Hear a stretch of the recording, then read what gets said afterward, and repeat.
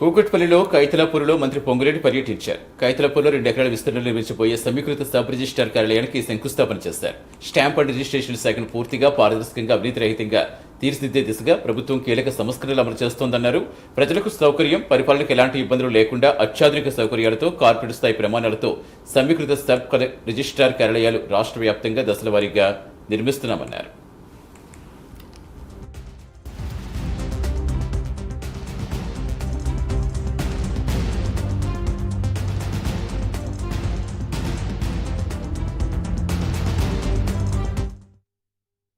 ఇక్కడ ఒక 100 గజాల స్థలం కొనుక్కున్న, ఒక 20 లక్షల రూపాయలతో ఒక అపార్ట్మెంట్ కొనుక్కున్న, రిజిస్ట్రేషన్ అనేది అది సాధారణంగా ట్రెడిషనల్గా జరిగే సిస్టమ్.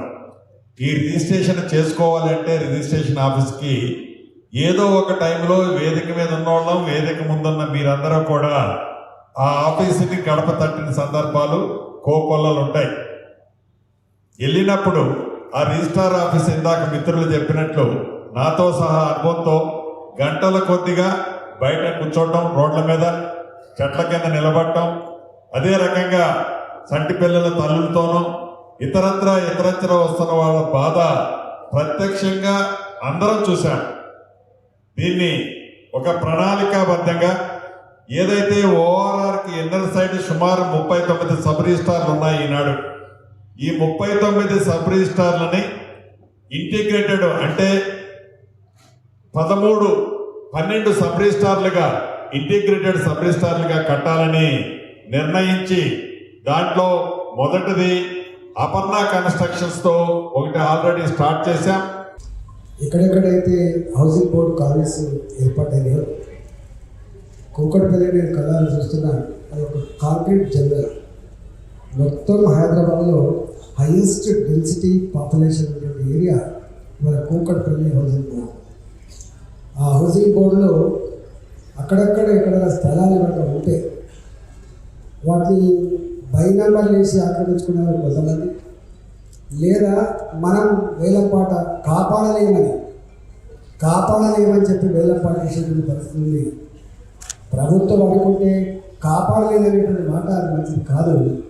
ప్రభుత్వం అనుకుంటే ఇంచు భూమి ఇక్కడ పోదు, గజ్జు అంటారు. కాబట్టి దయచేసి కాపాడాలనే పేరిట వేలంపాట వేయకుండా అలాంటి వాటిని కొంచెం పార్కులుగా కన్వర్ట్ చేస్తే ఆ కాంక్రీట్ జంగల్లో ఇప్పుడు సీనియర్ సిటిజన్లు కొంత సేంద్రీయ ఆస్కారం ఉంటుంది. కాబట్టి ఇంకా భూములు కట్టాడి ప్రాంతాల్లో అమ్ముకునేటువంటి ఆస్కారం లేదు. కాబట్టి ప్రభుత్వానికి ఆ కోణం ఉండాలని చెప్పి నేను మొట్టమొదటి సూచన చేస్తున్నాను.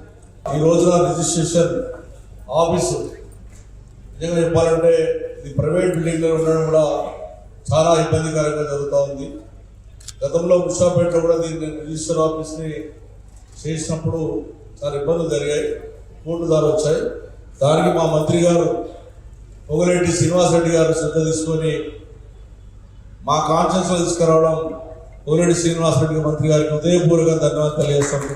శాసనసభ్యుల తరఫున మా ఈటల రాజేంద్ర గారికి, మా పార్లమెంట్ సభ్యులు, అదేవిధంగా మా ఎమ్మెల్సీ నవీన్ కుమార్ గారికి, డిప్యూటీ మేయర్ గారికి, శ్రీశే బాబురావు గారికి, వేదిక ఉన్నటువంటి అందరూ కూడా పేరు పేరున ధన్యవాదాలు తెలియజేస్తూ ఉన్నాం. పోలీటర్లకు మంత్రి గారికి ఒక విజ్ఞప్తి చేస్తూ ఉన్నాం. కేపీఎల్బీ కాలనీలో ఉన్నటువంటి 3 ఎకరాల ల్యాండ్ ఎగ్రిటీస్ ల్యాండ్ ఉందనే మీకు కూడా ఆల్రెడీ లెటర్ ఇచ్చారు.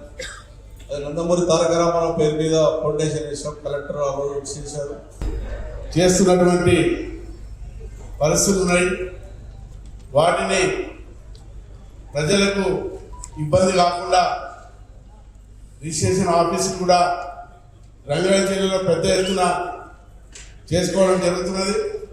ముఖ్యంగా రెవెన్యూ మినిస్టర్ శ్రీనివాసరెడ్డి గారు శ్రద్ధ పెట్టి ఇలాంటి కార్యక్రమాలు చాలా చేస్తున్నాం. ఆదిత్య వారు కూడా ముందుకు వచ్చి మరి మంత్రి గారి ఆదేశాల మేరకు వారు కూడా కట్టేయడానికి ముందుకు వచ్చినారు రంగారెడ్డి జిల్లాలో. దానికి డిఎస్ఆర్ వారు కూడా మరి ఇక్కడ